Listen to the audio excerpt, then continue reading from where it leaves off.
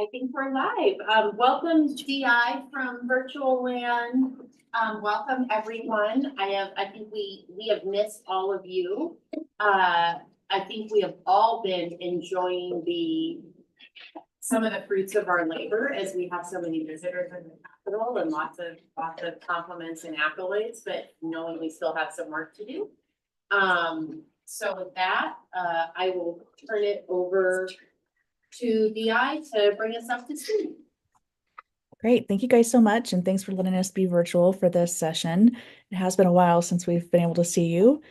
Since we've seen you in December, you have seen probably more things come up in the Capitol, and we're just excited to show you what progress we've made. So you've been very busy in your session, and so we've appreciated that you've been able to take some time here today. So we're going to show you progress from what you saw in December, that you approved in December.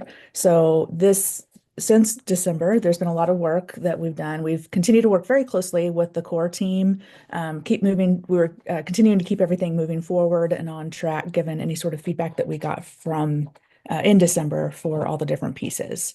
So we know we've got limited time today and a lot to get through. So we're going to try to go through this as efficiently as possible. And we will send things through file stage as well. So we'll be able to get some quick reactions today, but then mostly you'll be able to drop your comments and thoughts within the file stage review. So the main things we want to talk today about are package 3. So that's all the digital exhibits, and those are tracking to be completed in early July. And then we'll talk through Civics Lab, which will be in September. Core team, is there anything else you want us to hit on before we dive into the digital activations?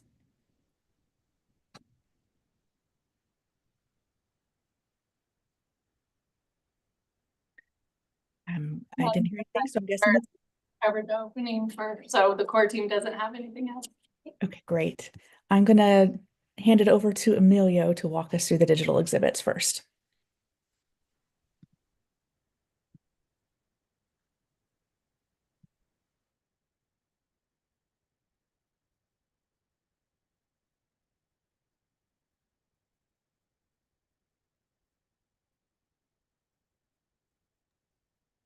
Can't hear you, Emilio.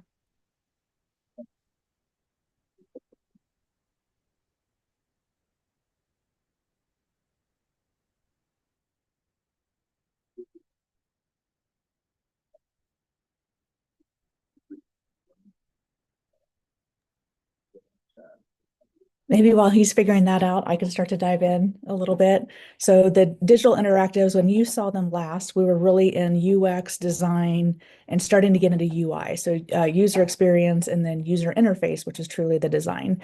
So when we last saw you, we were getting that way, but we said we had a lot of details to really hone in on for the design. So we've continued to apply those design.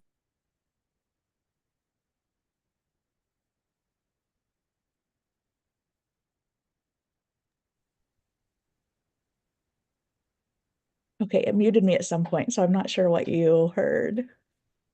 Not very much. Okay, all of a sudden I looked down and it said the host has muted you.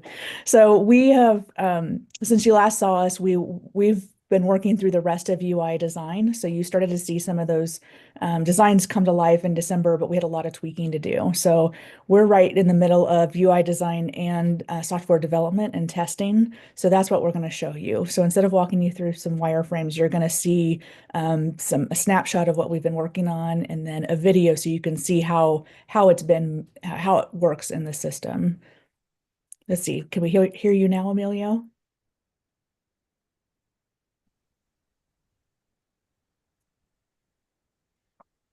I guess not. Oh, there you are. They're working now? We There can you hear go. you now. Okay.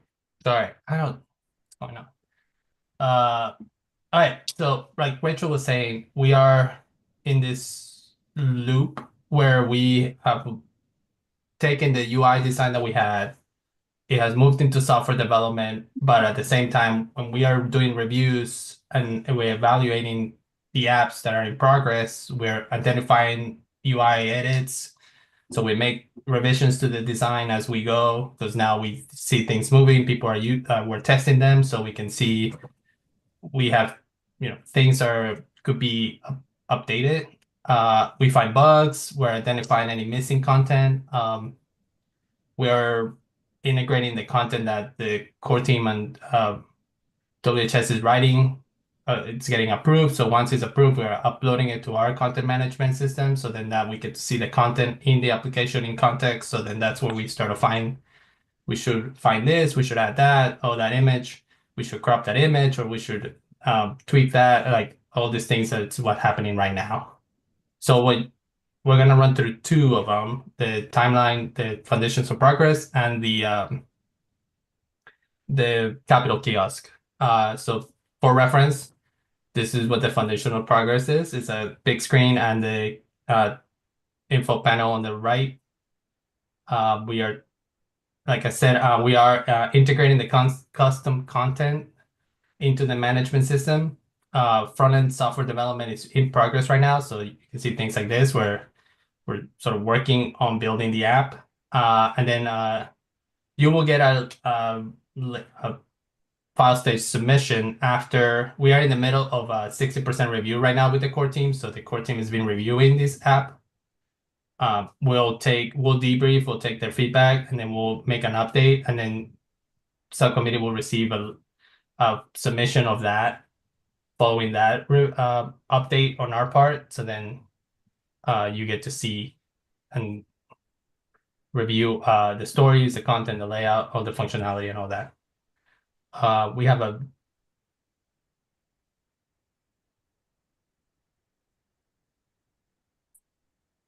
the video that we're gonna walk through. Yeah, so we sent the links there live for you guys. Thank you, Tanner.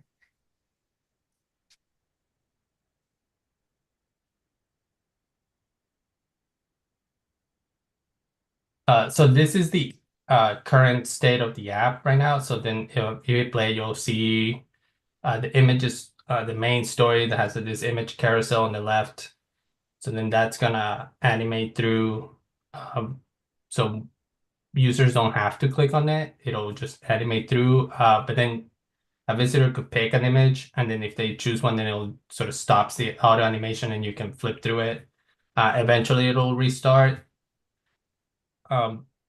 Then every time you move through each decade, then that the color bar changes color, but then everything sort of stays in the same place. So you can see that went from like the brown to the red. So then there are, like I said, this is where now we get into what content we have, what tweaks we need to make to the layout to make sure that the text flows properly and reads properly. We'll address all these, the widows, the words getting cut off, or like that hyphenations that we're missing or we should have, and all those things. But this is live content. This is the actual app as it is right now. So we are getting there. We're so close.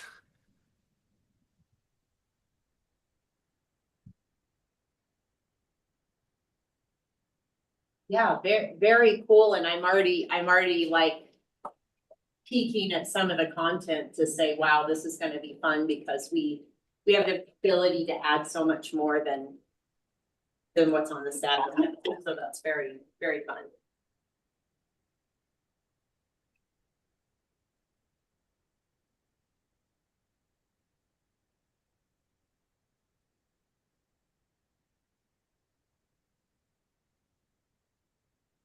So just as a reminder to the subcommittee, keep in mind what you're seeing on the screen is rough. We are taking our edits and image crops, and like Amelia said, the widows, and how the text lays out. So we're going to continue making tweaks, and then we will follow up with a 75% review to the subcommittee for both this activation and the capital kiosks. And then the last one, I was waiting to get to 2010s. On the last one, 2010s, we have videos. So then they'll be in the gallery that says play video. So when you woke up, you get to that page or that story, you click on that play video button, and then this video will come up. It takes about 85% of the screen. The screen's pretty big, so we didn't want to stretch the video too much. This is one of those things that once we have it in the video on the screen in context, we'll be able to make the call if it can go larger. We just don't want to make it blurry or pixelated just because we stretched it over how big the screen is. But yeah, it's really cool that you get to see this in motion now.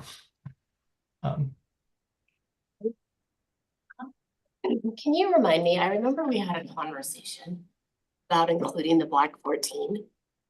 And now that I see it, I feel it's very out of context. Everything is about the building of the Capitol, about the economy. And then there's the Black 14 story, which I believe is a story in Wyoming. We have to own it and share it. I don't see how that's a foundation of progress for the Capitol and the economy, which is whatever. It just feels out of place and almost like it was forced to be put in there. Now that you see it all laid out. So as we were watching that, it kind of hit me too.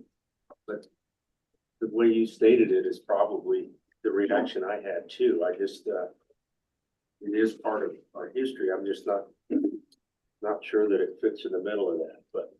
Well, and I do recall there being some commentary in file stage to that effect too, but I don't know if there was some reasoning beyond that original thinking of the subcommittee. Especially because that's very University of Wyoming story. I think that's what Not resonated Capitol. with me is this is a UW story to tell. But was there some reasoning that we still included that? Thank you, what you voted for it. Yeah, help me remember committee. I'm a Yeah. little fuzzy. There's probably a half dozen things that I thought that, maybe we need to have some alternatives, but I think, I do know we do own it. But I think there's, you might look back at other things in that decade and see whether there's more things that are positive. I know we had one decade and I think we put in Watergate, and I think we left out the opening of China, which is probably the biggest economic, thing that's happened in the world was actually the opening in China. Got us where we are today. I'm not saying that's a good thing right now, but yeah. But these are all editable, right? Yeah. So Yes. it's digital, so if you get some more blowback, or if you guys got some other things that you'd like to see in there, yeah, I think we can circle the wagons again, but yeah. So I don't think we ever voted on it. I think Oh, really? I I wasn't think here the when you did. subcommittee voted on it. I think you might, Kurt, you're not wrong, but I think you might be referring to the 3 stories told in the portraits of history. We did take specific votes on those for those features, but this is totally different. This is a Yeah, different topic. Yeah, this is for the big timeline down in the west side of the garden level. Okay, that was in Go the ahead. 60s, wasn't it? Go ahead, Wendy. Madam Chairman, yes, for the foundations of progress, what you have all seen was the high level outline. And so during session, DI and Wyoming Historical Society worked to further develop that content. So you will be seeing it in this format for your upcoming review. But DI on the line here right now will certainly take the feedback regarding that story, because there were a couple of comments in your file stage review on that high level outline regarding the issue about whether or not that's more of a UW story than a capital and a state government story. So I think DI will go back with WHS and evaluate that. And that will be part of, as you look again, there was a high level approval of that content outlined by your group. But if there's things as you're reviewing it that strike you, we can certainly revisit it. It does take WHS time to go back and research and review more stories. But if that's the direction of the subcommittee, we can certainly take that back to the content. I don't think you have to have it 2 places. Yeah, you already got it in one. And if you would like it to be omitted from this timeline, it would not be a story told at the Capitol anywhere. Well, Wendy, thank you for stating it that way. I think certainly it's been in the materials. It's one of those headlines along the way out of 100 years that it was a big thing, but it just hit me as a lot stronger and a little bit more out of place than I thought, kind of. So that's kind of where I'm at with it. I don't know if you know that story, it really was all about concern toward another program over in Utah. And that's what it really, the nexus of the whole thing. And then the reaction of the university coaches, et cetera. But I just don't know that it rises to that timeline level over here. And maybe I don't know the answer to this, and I hate to put him on the spot, but we happen to have UW in the room for the first time. Is the story of the Black 14 interpreted over at UW somewhere, or where, if I wanted to know about that, where do I go other than Dr. Google? Yeah, Madam And Chair, sorry. but I you signed, walked I in. signed in as self today. Mike Smith with the university. Absolutely, it's told at the university and various at the places in the union. It's told around War Memorial Stadium, in the stadium with the plaque. We've unfortunately in the last year put on hold at some members of the Black 14's request our summer institute that honors that group and has been sponsored in a way by that group. We hope to restart that when they're ready to. So it's a huge part of our story and one we don't shy away from, I guess is how I'd say it. Again, sorry to put you on the spot, but that context is actually super helpful. Madam Chairman, it's appropriate that we hear from Mr. Smith because it's Wyoming Wednesday. You see, Is it? there you go. got the time, you got Yes. Madam Chair, what was I brought up with this? I think something that they can look into is, I think the late 60s, which would be that decade they're looking for, is when the Trona patches were discovered in Sweetwater County. Because that was that big boom, was the late 60s, early 70s in Sweetwater County. And so that does affect the Capitol because of the money, and they talk about coal bed methane later in the, so there's stories that would fit that were more significant to building of the Capitol and the government than that, so. Yeah, between 70 and 72 was the beginning of the severance taxes. It basically took us to the modern century. Yeah, that was the birth of the Permanent Mineral Trust Fund back then, which had become one of the. But this was the Biggest deals in our sixties, state. wasn't it? The late 60s. Yeah, but I mean, do you have the 60s and 70s, or is it Black 14 in the 60s? Well, but I think the 60s are when really the Trona mines and the patches really took Sweetwater County. So that's, Well, Trona should be in that if you're talking about industrial progress. It was also the beginning of the 60s was the height of the uranium. But it was Yeah. also the- Okay, so I think We have options. I think we have options, and I think probably we've made our hesitation loud and clear. Yeah, absolutely. So we'll send this through on file stage and look for feedback and then work with the core team to determine if the story stays or how we proceed. Knowing we've got a lot to get through, I'm going to rush us on to the next topic if that's okay. all right. I'm going to go to the kiosk, Emilio.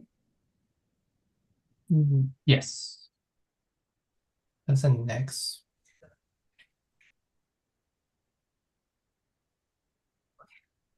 Ashley, are you able to move the slides?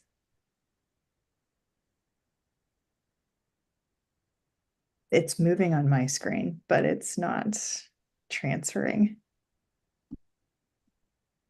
It is not. Let's see if I can do it. Apologies. We're having some weather in Kansas City and some of us have power, some of us don't. It's just a lot of fun right now. Oh, there you Okay. go. Right. So this is an update to the kiosks that are across the building.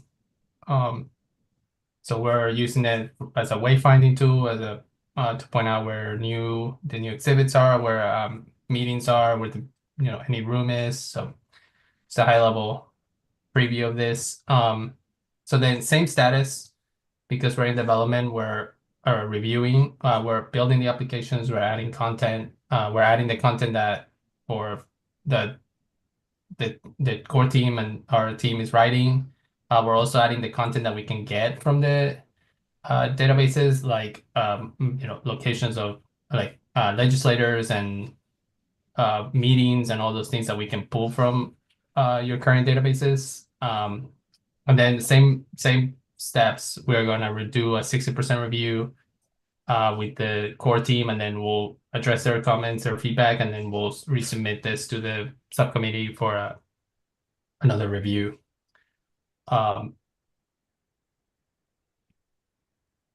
Then I think we have another, yeah.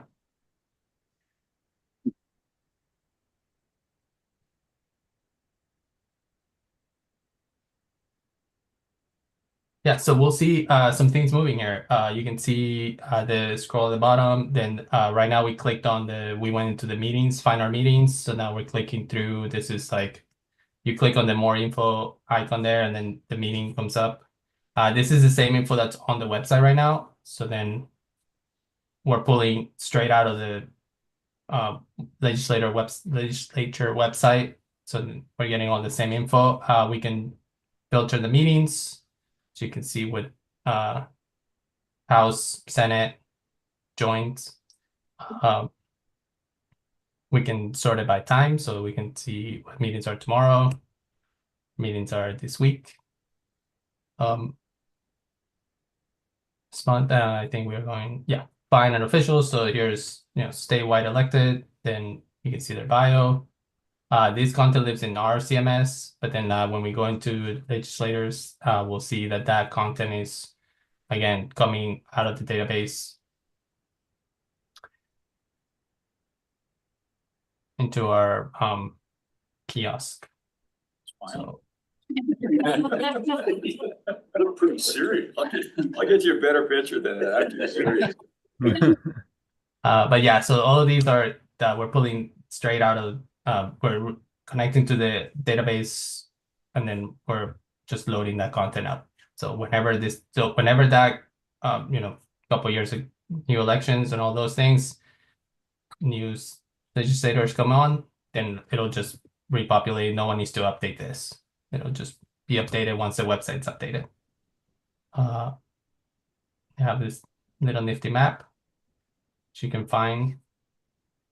And then the plus signs are we're gonna zoom in and you're gonna look at that particular region because they're a lot smaller.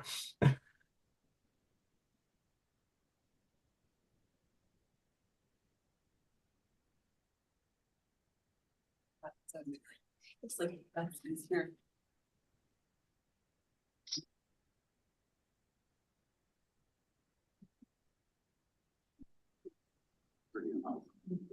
Pretty awesome. Yeah, that looks great. So we just got excited. He did. It works. It's just. It works. Chair, the district map that you just saw, we had challenged DI to make our current redistricting map a little more attractive, and I think this is the first time we're seeing the revision to that. I think it is a vast improvement. Thank you. Yeah, some of it's hard to figure out, but so from an IT perspective, I'm looking at our staff. Is there any problem with us interfacing with the kiosks and pulling that information up right there? Is it gonna be a problem each day to make sure that those are reflecting what's on our screens when we call it up? Madam Chair, Mr. Co-Chairman, it's actually the beauty of this system, and it's running on the kiosks now, is Right now, those kiosks are only legislative and it feeds everything from our legislative website. So it's constantly calling back to our underlying databases. And it refreshes, I'd have to ask our IT staff, but it refreshes pretty quickly. But things like the districting map, those are static. The main things that are changing that need refreshed at a more frequent basis, especially during session, would be committee meetings. And there's not a lot of lag. For the executive branch side, DI is building what Emilio has referred to as a content management system. Is basically a little database where everything resides for all of these digital exhibits. And that will include the Foundations of Progress, the Portraits in History content, anything that you can update, the kiosks, some of the information that will be in the civics lab, that all basically exists in its own digital system. For the executive branch, and I might look towards our executive branch partners, they will have the ability, because there's not a single source backend database, they'll have the ability to go into this content management system and say, update the information about the statewide elected officials or add meetings that are occurring in the Capitol that are managed on the executive branch side. So Wendy, somebody will have to, on the executive branch side, that'll have to be worked out, how we can make sure that content gets on. Okay.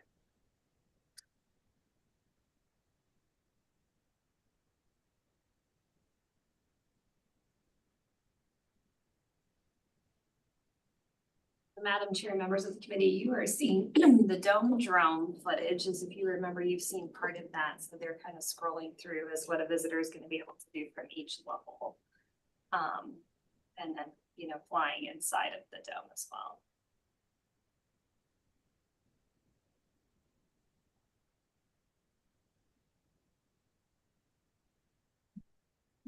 Last time I was over. Yeah.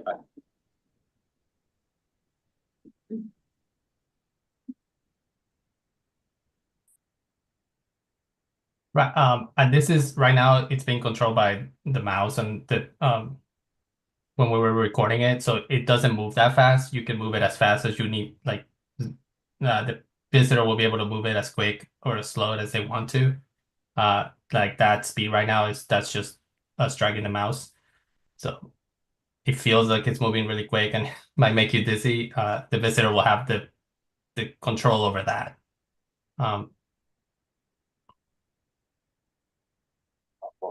Yeah. And yeah, and then we fly out, and then there's this. Sounds like a useless argument.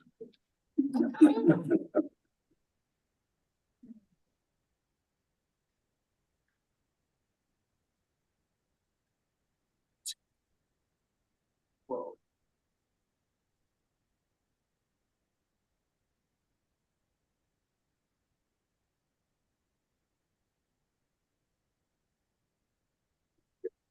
Yeah.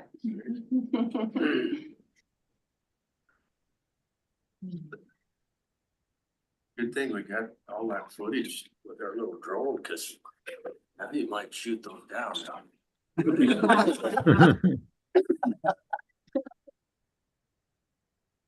Okay, that's just joking.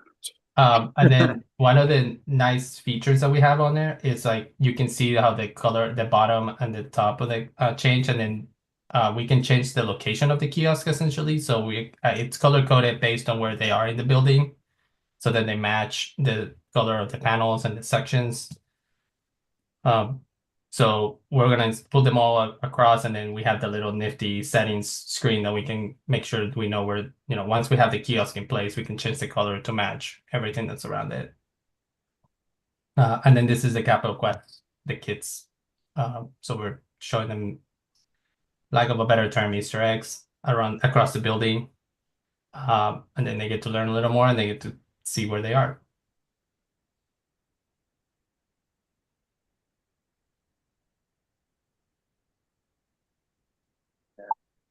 One day I will find the red tie guy.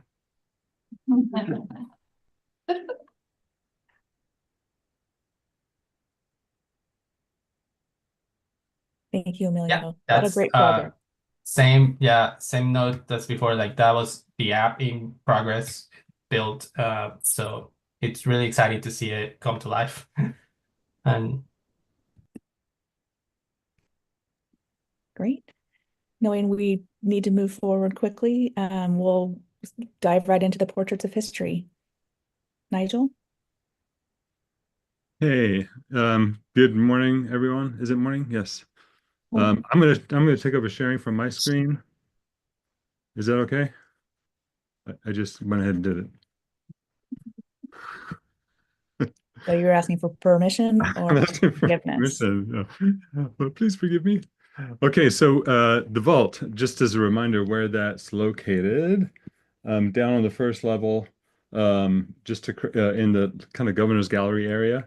And that's kind of what we want to share with you is a few things. First, we want to give you a sense of what the space is going to feel like, and as you walk up to it, as you walk inside it, give you a sort of a sense of what the experience of our guests at the Capitol will have when they go in there. This is our initial style board. We're still looking to get samples. It's currently in development, but it gives you a good kind of sense of the feel that we're going for. We're using a lot of period materials from the curtains to the frames to the wallpaper and fabrics and the carpet. Some of those things have been approved. Other things we're looking for alternates too, but that's all in development, and you'll see those as we finalize the direction there. Then if we start to look at the space itself, you walk up to this is you're probably familiar with this view. The half wall panel just outside introduces you to the hallway, to what's happening inside, and explains a bit about the history of the vault. And I believe, Ashley, correct me if I'm wrong, that the subcommittee will be actually seeing this graphic panel for review to sign off on. I'm not sure if that's true or not. Yeah, you're right, Nigel. We've got a graphics package for the static exhibits, a part of this package 3 that will be up on file stage for your guys' review. So very similar to the package 2, you'll be looking at all of the content and the image layouts there on these panels. Awesome. So we walk in the room and you look back at the door, the safe door you just walked into. So we have the wallpaper fabric on the walls. We are wrapping the bare column that's in there right now with wood paneling that matches the wood in that area of the garden level. And then drapery from ceiling to floor, or just at the level of the foot. What do you call this? Kickboard? The wood at the bottom, and then a valance up at the top. And then we go to the next turn to our right facing west. Yes, west. And that's the entry for ADA. If someone can't get through the safe entrance, there's that other safe door entrance. There's this alternate entry. There's a small build out here with some lighting and period wallpaper.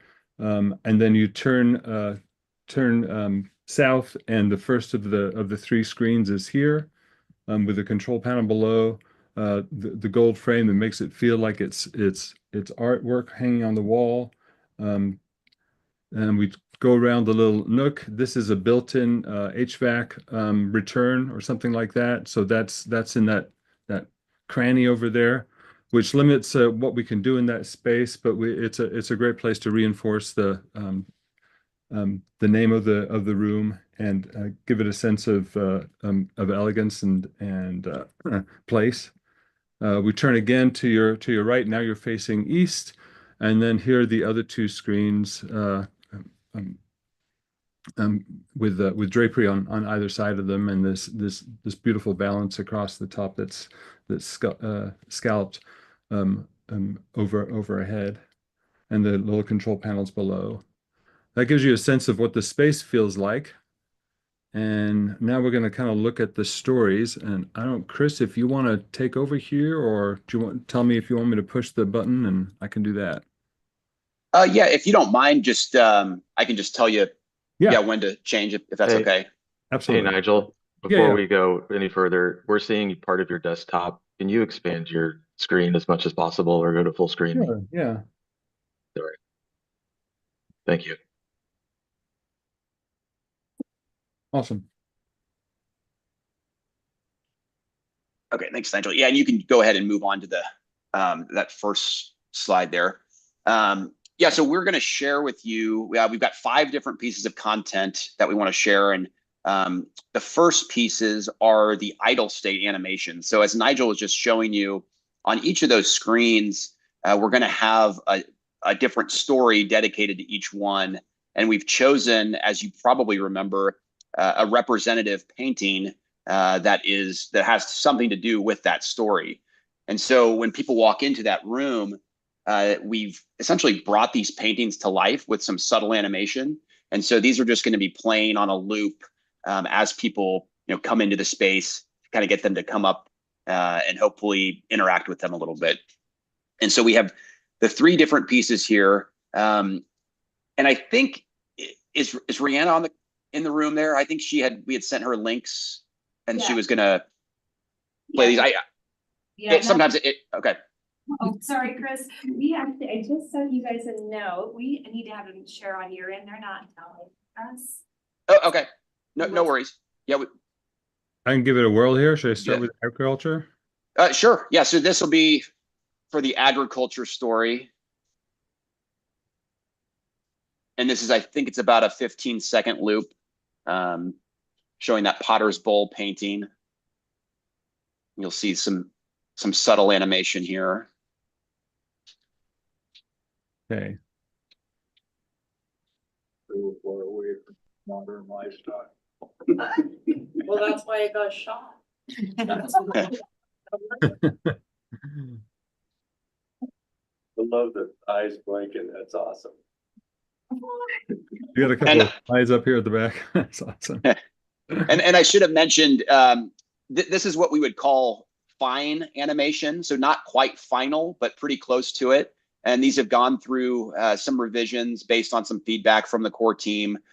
So pretty far along, but not quite in the final stage yet, but pretty close. And after the review today, the subcommittee is going to get a link to all 3 idle state that we'll look at here, along with the fine cut of the mining story for commentary in file stage. I'm going to jump to the next one, Chris, if that's all right. Yep. And this is, Jackson Lake and the Tetons. Oh, whoa. This is a pretty fun one with the water flowing and the elk there kind of moving around a little bit. Yeah, we wanted to stay true to the paintings as much as possible and not introduce any foreign elements, and so really just tried to work with the elements in the paintings themselves and just kind of bring them to life in a really subtle way that would make somebody come up to it and say, wait a second, this is moving. Interesting. And Madam Chair, Nathan may want to say a few words about his outreach to partner museums around the state that are also excited about their pieces being used in this way in the Capitol. Absolutely. Pardon my voice, Madam Chair. I know DI has run this one past the National Museum of Wildlife Art, who provided this piece, and they were overjoyed with this animation. They thought it was pretty amazing. But all these institutions and the Buffalo Bill Center of the West ecstatic to be involved in this. So. Okay, should I go to the fourth? Third. Sure. Third. Jeez. Yep. Yeah, and this is a painting called Panning Gold. This is for the mining story.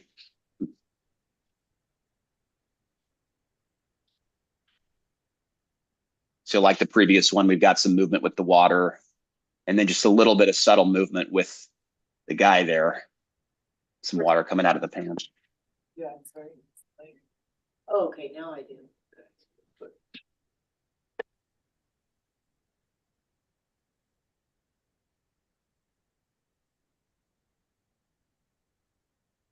All right.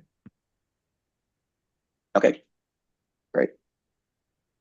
And so, yeah, that is it for the idle state animations. Like I said, those are pretty close to final, but open to any more feedback on those before we finish them up. I think everybody's loving them. I mean, the cattle is going to be hilarious because subtle and somebody just blinked it. I'll just blink. Oh, and even well done on getting the right motion for a gold pattern. Yeah. It's this circular. Yeah. I think we should animate one of Harshman's portraits.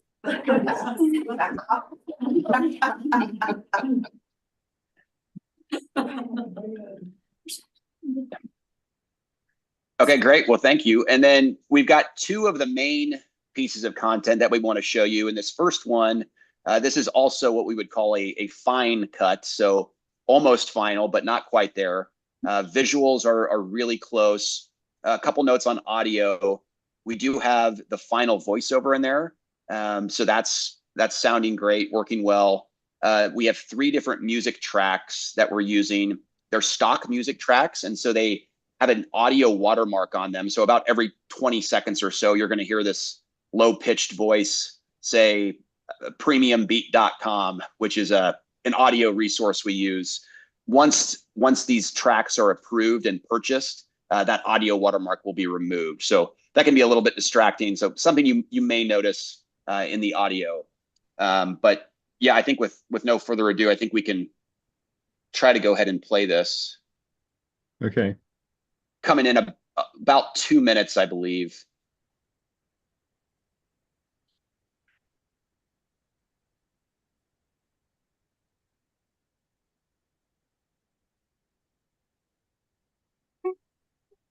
Since the 1840s, little more than rumors had panned out for prospectors near South Pass.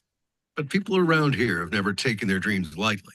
In 1867, Louis Robeson discovered 40 ounces of gold, and the rush was on. Within months, a collection of 50 houses and several mills, ambitiously named South Pass City, sprang up in the mountain gulches. The Carissa and other mines promised riches, drawing 2,000 fortune hunters to this frontier outpost. But by 1872, the boom had faded, and only 100 residents remained. For decades, the community persisted in its search for a huge payday. Over 10 years, the Carissa slowly offered up $1 million in gold to owner Bolivar Roberts. Then in 1896, Chicago investor John Spry joined seasoned mining man Barney Tibbles to modernize the Carissa. The mine took on new life and sparked new dreams. In the early 1900s, a partnership between Spry and Tibbles soured, leading to a prolonged legal battle that ultimately hindered the sale of the mine for decades. Then, in 1929, Midwest Mines purchased the nearby Dexter Mill and leased the Carissa. The owners hired 29-year-old Zoe Green to boss the moving of the Dexter Mill to the Carissa site. Colorful Western woman, Green directed a mine in an era when few women held such power. Today, the restored Carissa Mine and Mill produces a wealth of historical perspective. Gold and hard rock mining proved short-lived. They established Wyoming's identity as a resource-rich frontier. From those early prospectors chasing golden dreams to the modern coal, oil, and gas industries, the state's pioneering spirit endures in its rich mining legacy.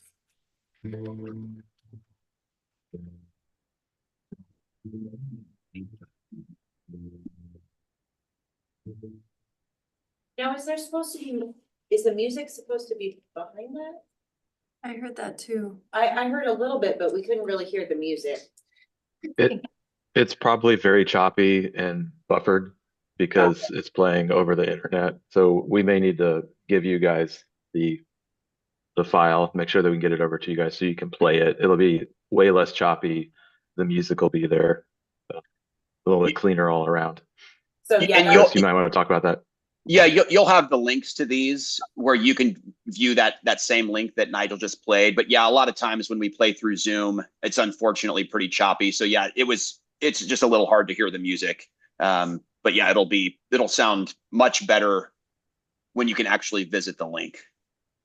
Great.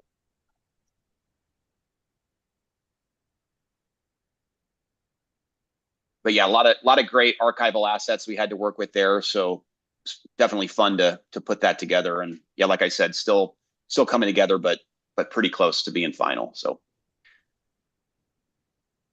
And then the last piece we have, this is a rough cut of the adventurer story. This one is not as far along as the mining story. Just want to make sure you're aware that this is a rough cut. So you'll see some really nice moments, see how it's shaping up, but still a little bit of ways to go on this one. Like I said, with the previous one, still just stock music tracks. So you're going to hear that audio watermark again. It's the same gentleman doing the voiceover for this. And yeah, I think you can go ahead and play that one down, Nigel, please. Wyoming calls across the miles to those with adventure in their blood. Few embodied this spirit better than Billy Owen. In 1868, he arrived in Laramie with his mother and sisters, the new train giving them the chance to start a fresh life in this raw frontier town. Billy's mother opened a restaurant across from the makeshift canvas dance hall where gunfights would sometimes spill out into the street. Young Billy also witnessed the consequences. Frontier justice in action. Billy's childhood was as wild as the territory. He filled his days with pranks on unsuspecting adults, balanced with plenty of fishing and hunting in the windswept landscape that surrounded him. By the time he was a teenager, he stepped naturally into his lifelong career as a land surveyor. Helping map Wyoming gave him the perfect excuse to keep roaming the wilderness he loved. In 1883, Billy and two friends were the first to tour newly created Yellowstone Park a wheel, as he put it, on their perilous bone shaker bicycles. Word of Billy's epic adventures spread quickly, fueled by his natural gift for storytelling. In 1894, his reputation led voters to elect him state auditor. Never one to sit still, he climbed the Grand Teton with three friends in 1898, claiming to be the first to make the summit. Others later challenged his achievement, so at age 65, he climbed it again, then convinced the Wyoming legislature to officially recognize his claim. At last, his legacy of exploration was literally put on the map. The state legislature acknowledged Owen's claim, and the U.S. Board on Geographic Names officially designated the peak next to the Grand Mount Owen. Like countless adventurers drawn to Wyoming's wild places today, Billy Owen believed a great story can make the best souvenir.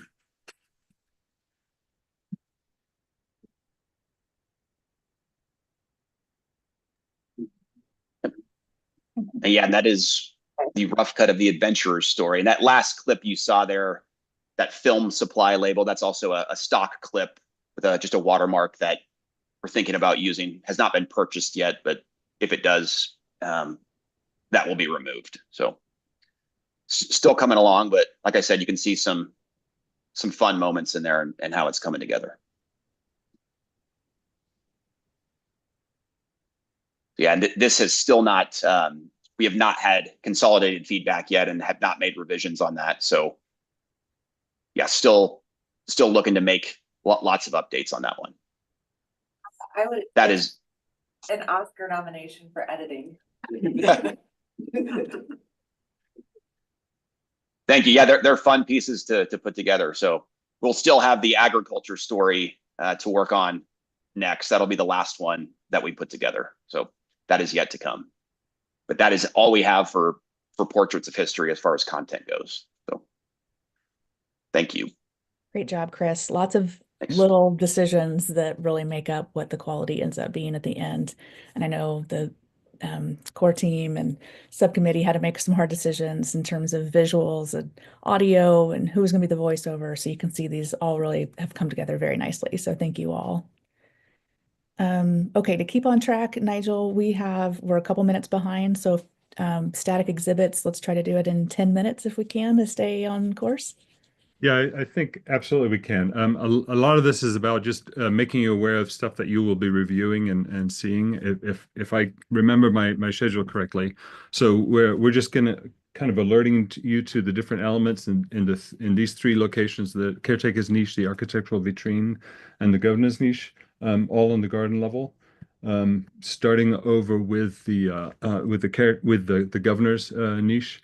You'll be seeing this panel along with the artifact label associated with the panel that sits inside of the vitrine display vitrine in there. And then if we go down the hall to the west wing and into the caretaker's little hallway there, there's the niche, which is going to be partnered with a half wall panel. So we wanted you to see those two together and review those components together.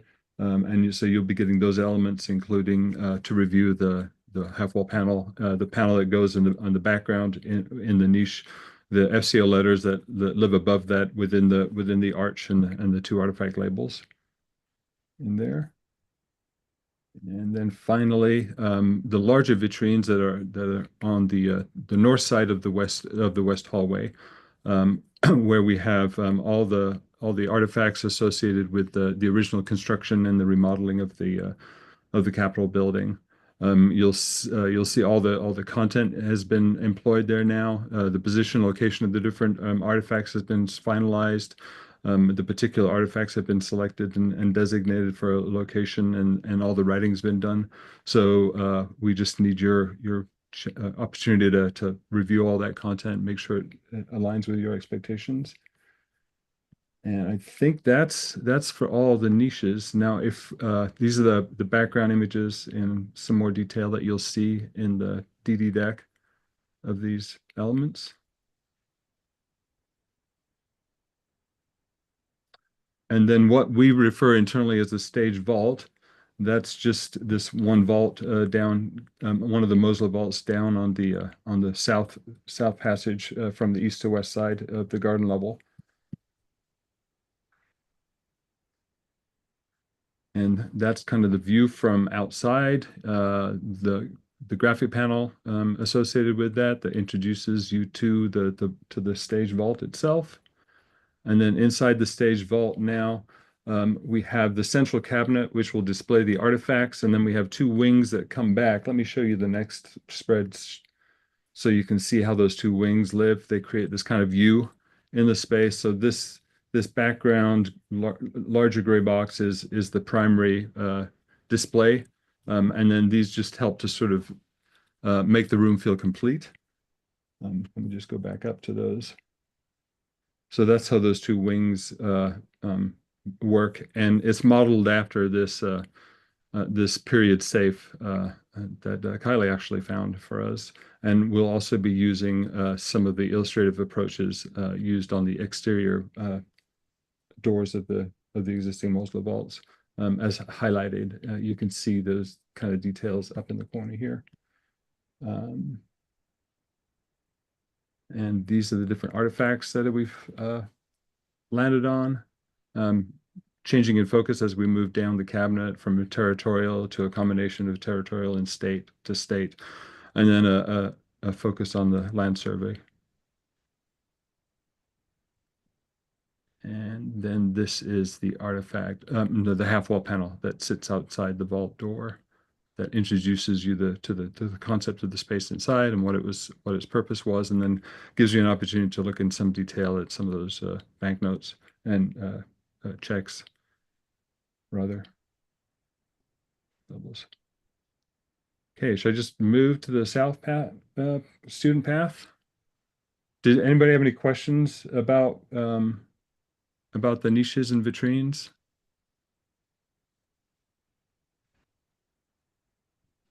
That's a no. No.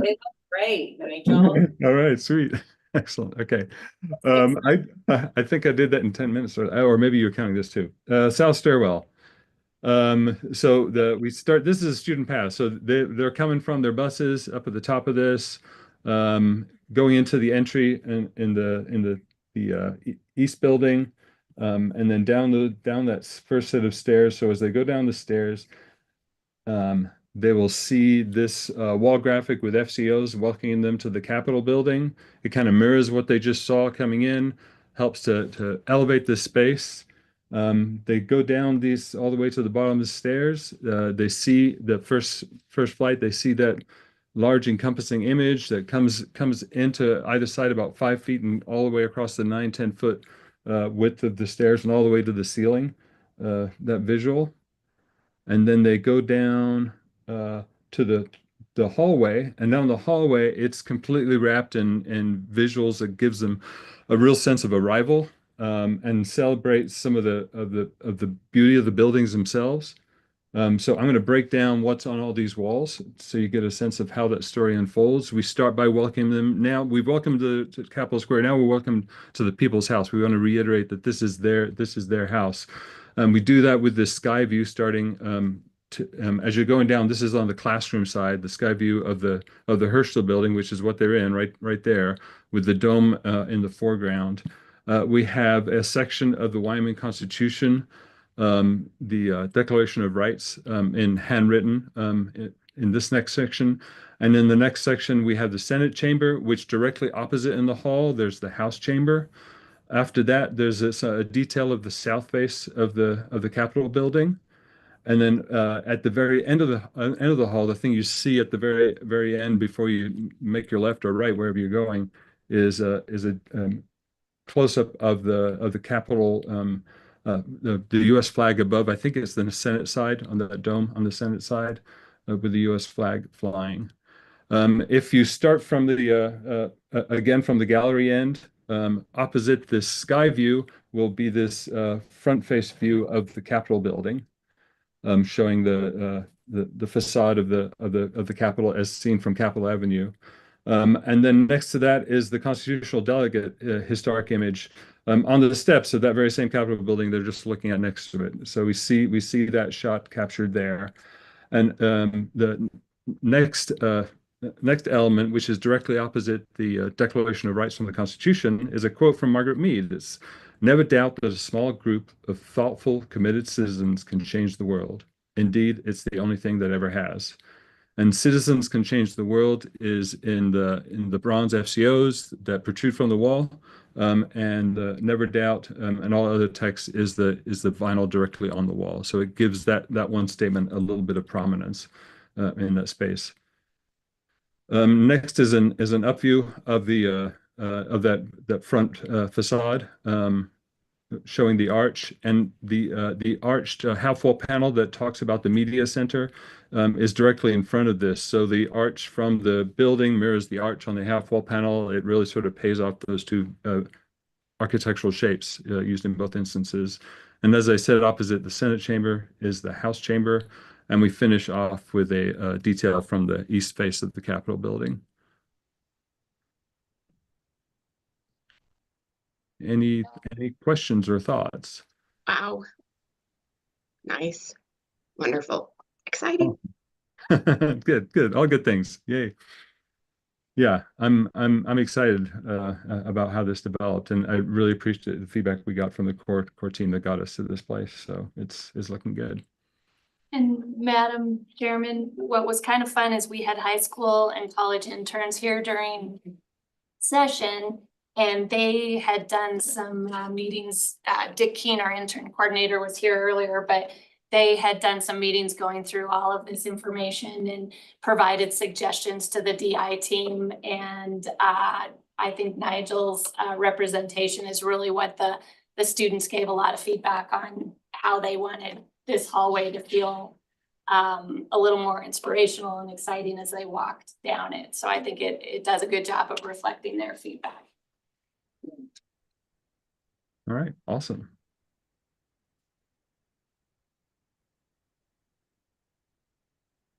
Okay, so then we walk inside the classroom, and it's as if you're floating in the middle of the third level of the rotunda, and you can see you're surrounded by the four statues up there.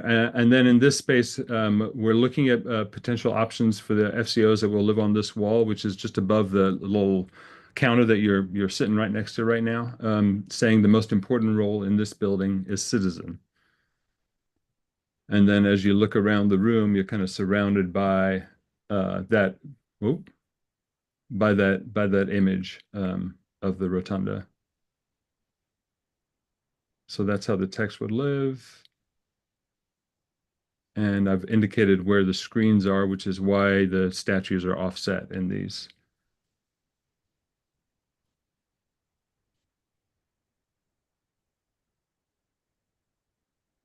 So I can't remember if everyone's already seen an earlier version of this or if this is the first time. I feel like we've seen this already, but but I think it's coming together really well. And we found better imagery of the statues thanks to I think it was Rachel Gert that provided it than what we've been using up in this render up above. So I think it's working much nicer. All right.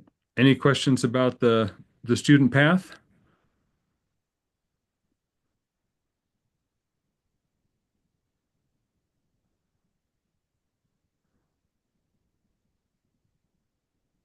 Okay, so that student path got our students off the bus, down into the classroom, and ready to go into the civics lab.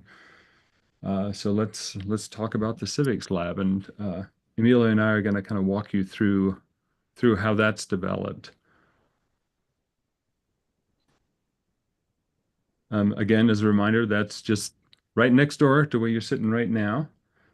And we haven't changed the location of any of the elements. In fact, we spent some time over the last week just making sure our spacing is going to work and that we have the real estate for all the different elements that we want to include in this space, as well as having students being able to stand in there after we put it all in. So we're coordinating that to make sure that's going to work. The one thing again is this is your government. The most important title is citizen. And I don't know if Emilia, if you want to walk through some of our thinking about the look and feel. Or I can... Yeah. So after many discussions with the core team and going through options and designs and just thinking about how we want this place to feel, I think we landed on this playful and whimsical space. Not to think that we're like, Alice in Wonderland going too far down that route, but we wanted to feel like it's still, we're talking about civics, we're still talking about government, but it's not, we wanted to feel a little different than the regular spaces when they're touring the Capitol. So it's not like it's the same level of information, and this is a very, serious subject, I guess, but we want to feel comfortable in the space. We're not talking to them, we want them to explore and engage in the experience and in the content. So the color, like I said, it's a little playful, whimsical.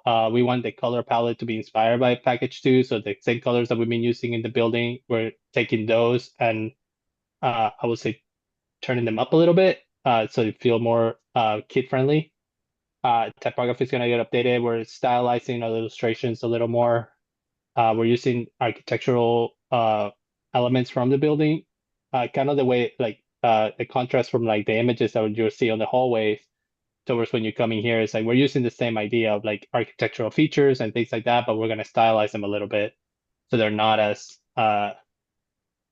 we're not going from the same place to the same place. Now this is a different vibe in here. Shorter copy blocks along with infographics, so we're not reading a lot of text. We're asking them to sort of engage in we're chunking it up a little more. And then we're going to have a variety of interactive activations that are going to go from little things that you flip and open, like analog things, to bigger analog pieces and to digital stuff. So the graphics are breaking up a little bit from the normal graphic panel system that you guys have seen before. Where we had long chunks of text with one image and maybe a quote or something like that, where we're trying to make it more engaging. So adding illustrations and infographics and connecting little bits of information and then having them, and these lend themselves to be able to create this sort of interactives that we can do where maybe you flip an icon and then something comes from behind. So that leads into these sort of smaller, quicker interactions that we want to make so everyone can engage. So instead of just reading a panel, you basically interacting with it and you can turn something like in the middle image there or like flip. If you pull like in the bottom left, you can pull a tab and maybe the image that you're looking at changes, like the cows. Maybe something blinks. We're talking things like that, or hiding things like the magnifying glass. We can hide things in patterns and reveal things. So these are all little things that we want. So then we're not students are not just standing in front of a panel. They can basically reveal said supportive content as they engage with it. And then that will be like level 1. And then level 2 would take you to this larger analog interactives where we're like asking you to write something or asking you to like make a puzzle. And if you make the puzzle, you get the bigger concept put together, because this every time you move a tile, you're learning something new. And then when you put it all together, you get the big idea. You interact with doors that connect to other things, or drawers, and so all these things we want them to engage with them, play through them, and then they'll understand the bigger key concepts of like what the legislative branch does, what the executive branch does, and all the parts and pieces that come into play there. And then that leads into the digital ones that are more robust. We can gamify these a little more. There's competitions that we can make. We can keep track.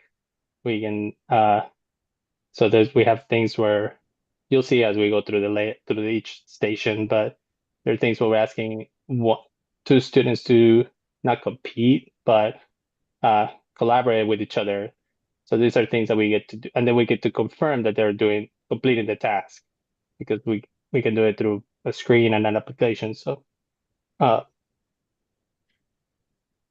different levels and different levels of engagement for different age groups, and different levels of content that will be revealed as they learn through play.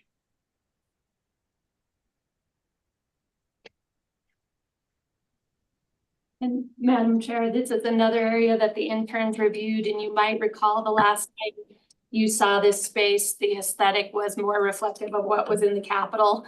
And it is something that the students reacted to and said, well, it'd be great if it was a little more fun. So that's DI pivoted based on some of that feedback. You may recall when this effort first started, we did focus groups with several different classrooms at different age levels, but at that time they didn't have these types of visuals in front of them. So this was kind of a good check as DI moves along through conceptual design with a group of students. And that's why you see it go from a more formal space reflective of the Capitol to a more playful and musical space. Which ties into the conversation we've had with them as they move down the hallway and into the building, into the civics lab. But we've told them right out in the hallway, this is the people's house.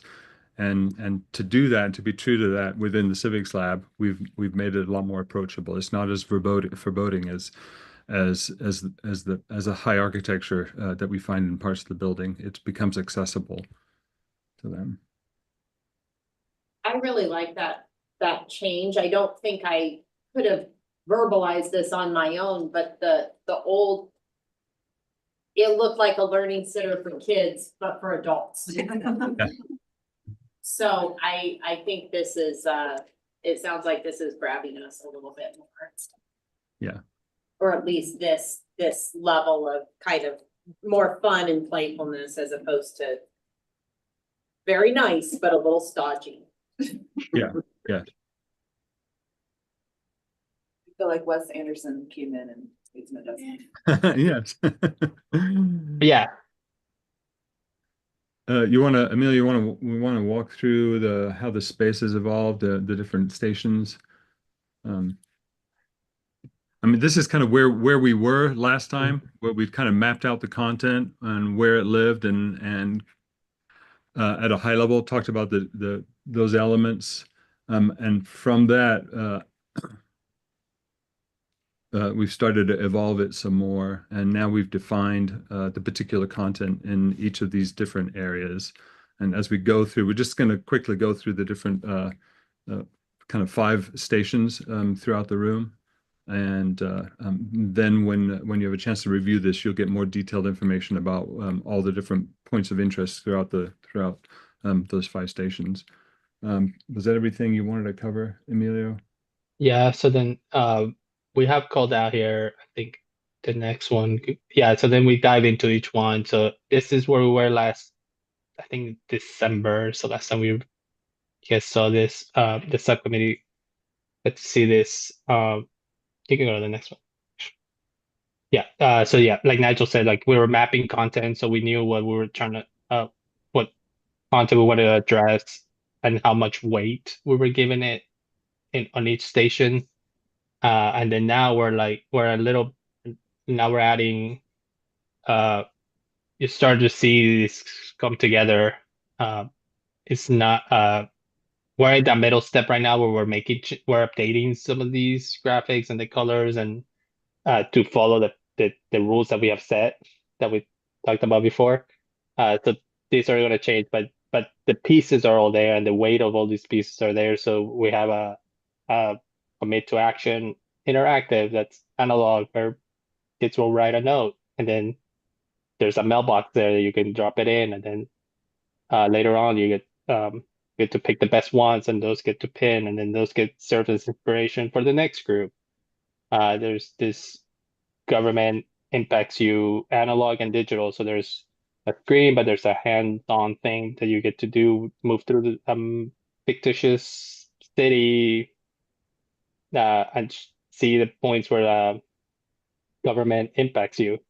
So who puts crosswalks, who puts streetlights, who paves who paves the roads, like all those little things that you as middle schooler might not know.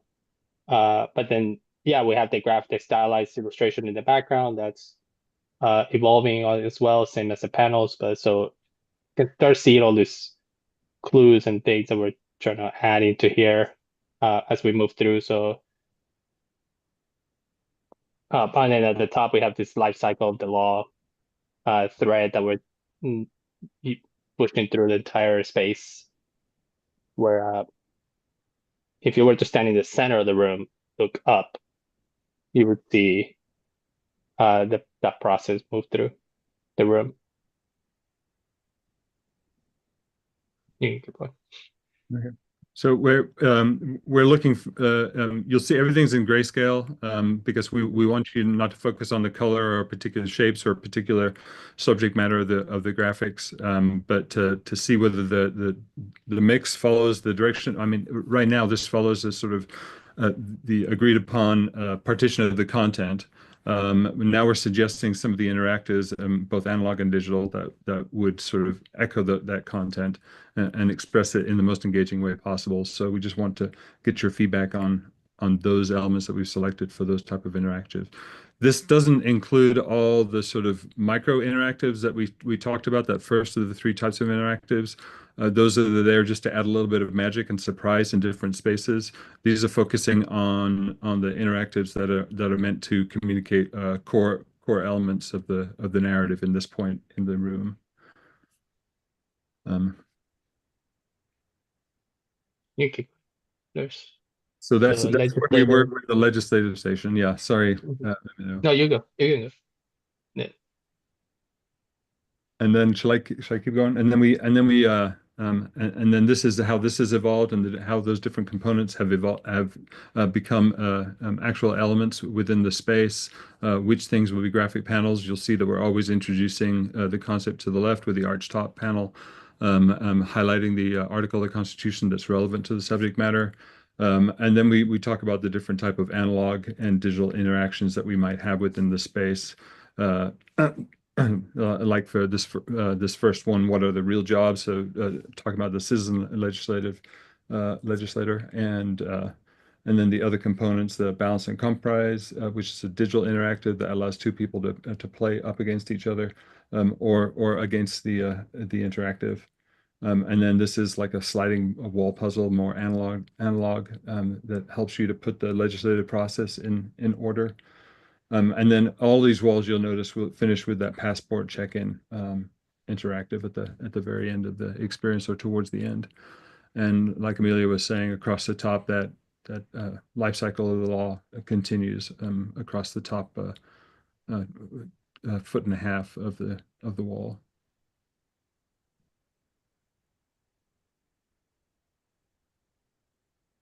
Anything else you wanted to bring up, Amelia?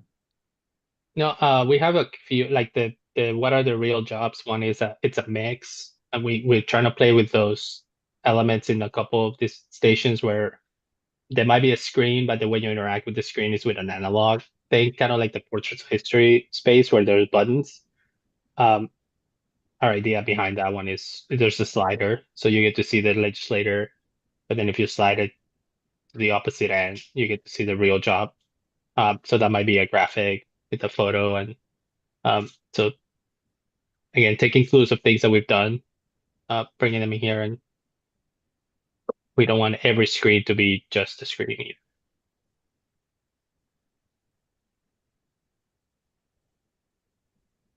Should I move to the next? Yeah.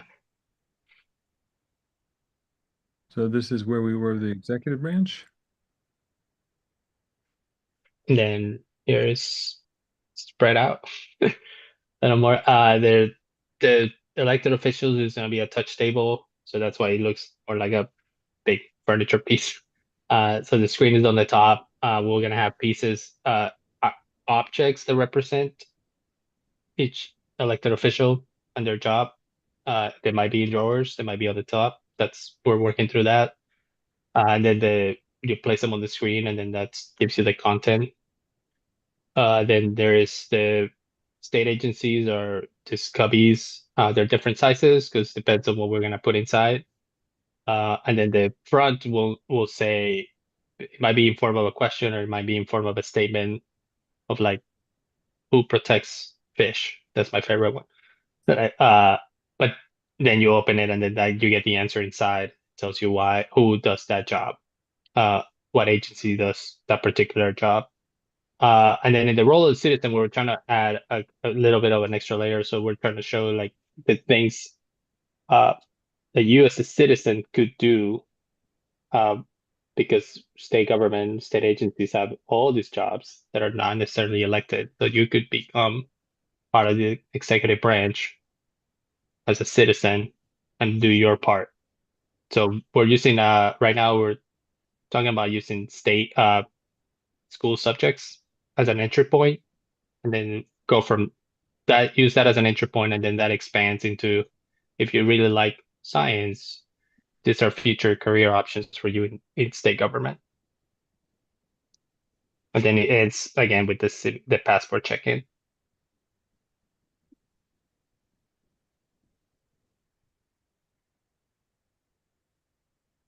There. I froze.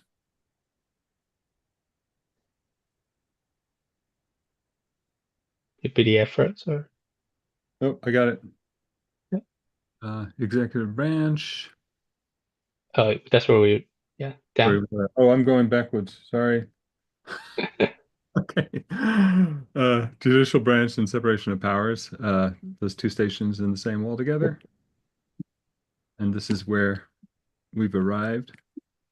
Or this is along the path getting to our final design. Right, and we're working through this again. But that judicial branch got a little smaller now that the more we just talk through the content and the things that we can do here. And because there's a judicial experience, the judicial center, we could just lead students that direction. And then the separation of powers, yeah, again, it starts with the article of the Constitution, and then it moves into this analog digital combination interactive. And then we have this role of the citizen that's analog, because you're going to open that door and you're going to see that you are an intricate part of this checks and balances part of the process. So it's a mirror. It's going to be a fun mirror that just shows that you are very important to this process. And then that ends with the passport. And then that door is the door that they came into. And we have another message at the top just to reinforce the messaging in this space.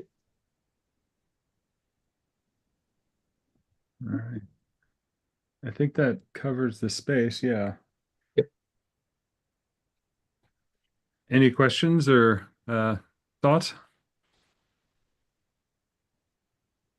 I think we all look forward to the more detailed review. It's looking really good. Yeah. We've made a lot of progress, and a lot of these things are really engaging. I think they'll, and they also, because of the variation of the type of interactives we're proposing, I think it targets a wide range of interests and age groups that we expect to use the room. So I think it's going to be effective in that way as well. Well done on pulling in the students. Yeah. That was phenomenal idea, whoever came up with that. I think that covers everything that we needed to highlight today. Was there anything else that we need to bring up, Ashley or Rachel? Nope, that was it. We will send out the file stage reviews. Ashley, I just saw you come off mute. You might be That's better talking exactly what through. I was going to say. So just keep an eye out for those links. You'll receive a link for the deck today to drop any additional thoughts that you guys had that you may not have been able to comment on just because of the time frame that we had. And then you'll get a couple separate links, one for the graphic layouts, one for the portraits of history. And I believe that's it. So keep an eye out. What is our time? Thank you guys all so much for your time. And we will also let the record note that DI ended on time for the first time, I think, though. And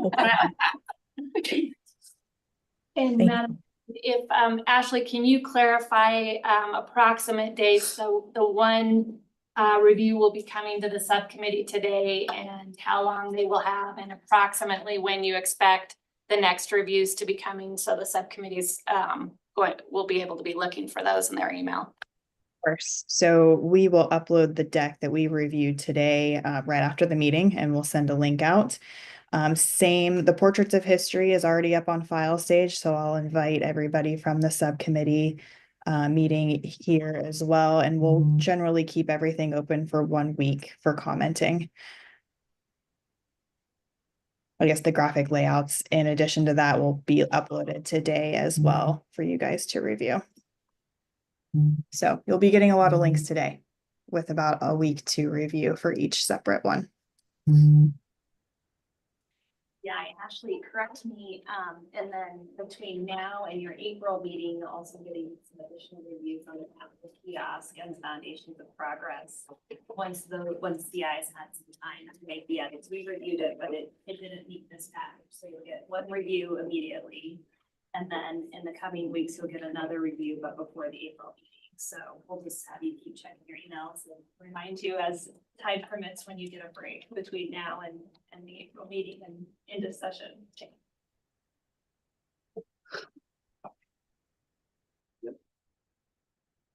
Fabulous, thank you. So are we going to have trainer online as well? Oh, he just showed up. Okay, Yes, we are here. Todd, over to you. All right, so ours isn't going to be as flashy. We don't have anything to share, at least, but more of a status update. We are in the process of putting final touches on our 50% CD review. With that, you'll be seeing specifications and drawings from architectural to MEP to acoustics, and then we'll be getting our cost estimate by CCS, all with the 50% document. The dates we are tracking currently are our final 50% review to Brandon on March 21st. And with hopefully review comments back on the 28th or around the 28th. And with that, we would like to propose presenting to the subcommittee during the April meeting, which I believe is to be determined. And that would be showing our documents. The document itself is just kind of a brief narrative of where we're going with it. As previously discussed with the subcommittee, we are breaking it up into 3 sections, and that is so we can track the funding at the same time. Section 1 is major maintenance, Section 2 broadcast studio, and Section 3 is the sound absorption. The Section 1 major maintenance is all of the HVAC upgrades and any associated architectural revisions. That would be the fan coil units, the Senate break room, shared conference room, and the IT workroom. Section 2 will be the broadcast studio. And we are in the process of providing some review layouts and configurations of the spaces after meeting with the governor's office and PBS within the last month. So we're making progress there. The Section 3 is kind of the all-encompassing sound absorption section. Within that, at the Senate chamber, we are showing the acoustic drapery and ceiling acoustic surface treatment options. We had talked about showing both of those, and those are currently being shown as alternates. So that decision can be made either at 50% to pick one or continue with bidding it out as options. Also within our document in both chambers, we are showing our treatment option for the acoustic drapery at the bar. And again, that is being shown as an alternate. And so if it's agreed to and you guys like it, we can take it out as an alternate or continue bidding it as an alternate. Also, the design documents are showing our replacement of the glass panels with the decorative handrails and guardrails in both chambers. And we are also currently working through some options on the decorative paint at the chambers and JAC committee room that we're working with Wendy and Brandon on, trying to narrow down some options. This section will also include everything from the policy conference room to the public meeting rooms. That's kind of our status at this point. Are there any questions? Any questions for our less flashy, but just as important? Yeah, sorry.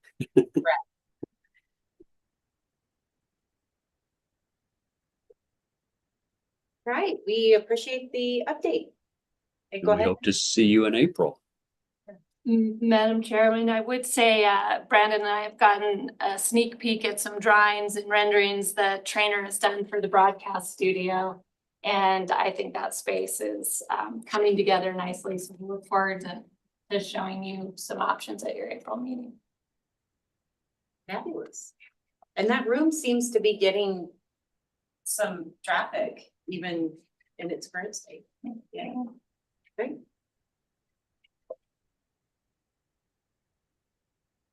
Okay, we are at the time of public comment.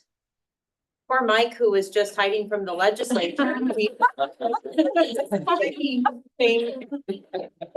to provide additional public. I do just briefly want to thank everybody for the work. I mean, it's been really, as somebody who loves history, loves this building, to watch people interact with it this year, you know, all the change that we've seen in the last year, and then to get a sneak peek on what's to come in the next year, it's just exciting. It's really awesome. So thanks for what you're all doing. It's awesome.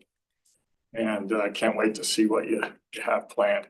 The one thing you've probably discussed, just as somebody who works in this building while the legislature's here, we really struggle for private places to have phone calls or Zoom calls with our folks wherever they are that are directing us. And that would be my only just suggestion or comment is, in the old days, you know, you had those private phone booths where you went into the pay phones.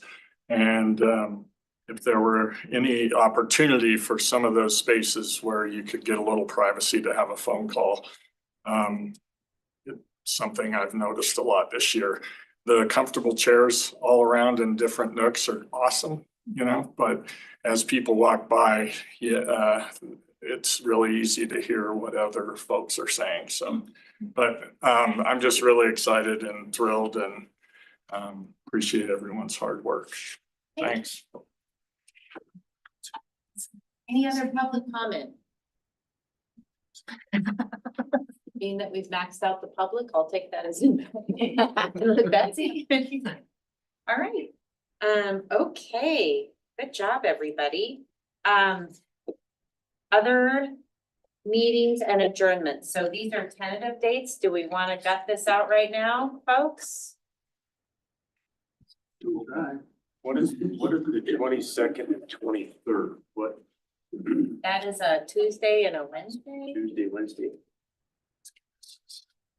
Yeah, Madam Chair, members of the committee, DNI and your acoustics team meet you guys to make sure and get on a monthly cadence again if possible. And I selected these dates based on your committee assignments, so they don't conflict with any of your internal meetings.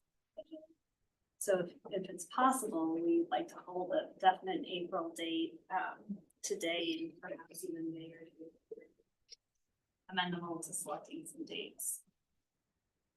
Tuesdays, work better for me usually than Wednesdays. Committee, any preferences? Those are both okay for me. It is right before SLIB, so I would just say get it on the calendar sooner rather than later. Tuesday the second or when, what Tuesday? 22nd or 23rd Okay, of April. 22nd or 23rd. I can zoom in. I can be virtual on the 22nd. On the 23rd, I'll be on the road.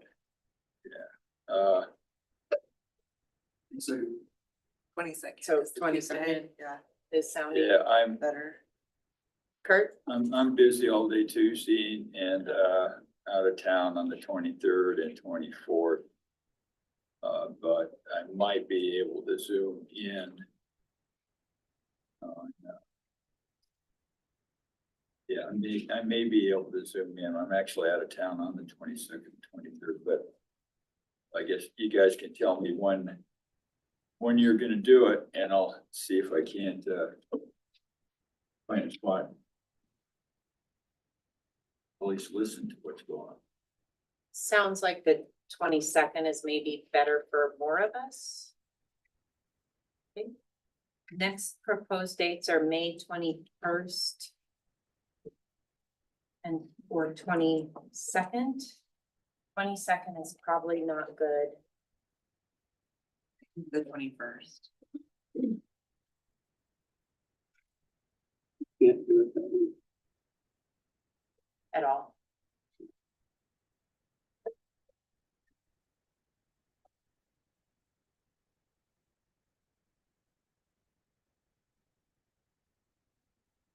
About Monday, May 27th.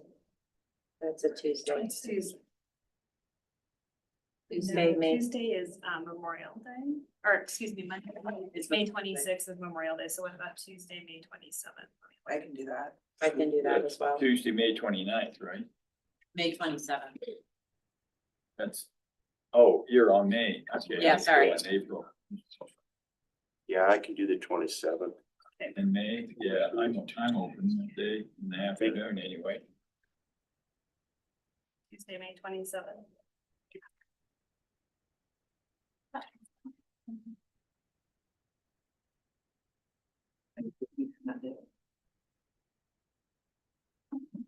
Anytime after 11 works for me. Might be able to skip a meeting at 10. Busy from 7:15 to 9:30 in the morning.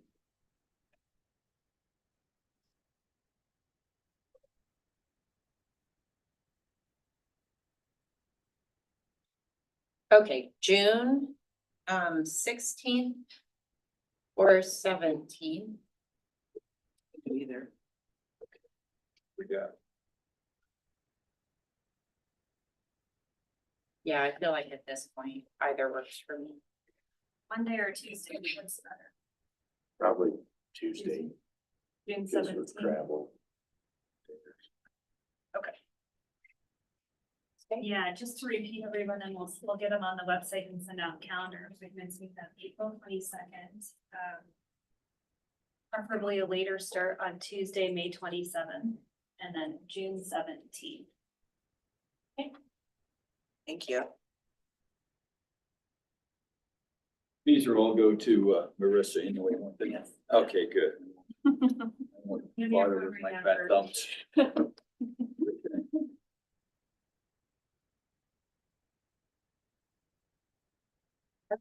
Feel like we're about to get back in our groove. Kevin's excited. I'm excited. Joyful. Yeah. Yes. All right. Thanks, everybody. Anything? Oh, Madam Chair, we should introduce Chrissy. Is Lori Gallus retired, and Chrissy is her replacement, so she will be another representative for the ANI team. Awesome. Welcome. Sorry, sorry. Sometimes I'm like, I've probably just forgotten her name. No, that's okay. I'm sure I've been introduced to half of this room and I have forgotten all of you, so. This one. Oh. I love your pink. Thank you. I like yours too. I'll declare us adjourned then. All right, thank you.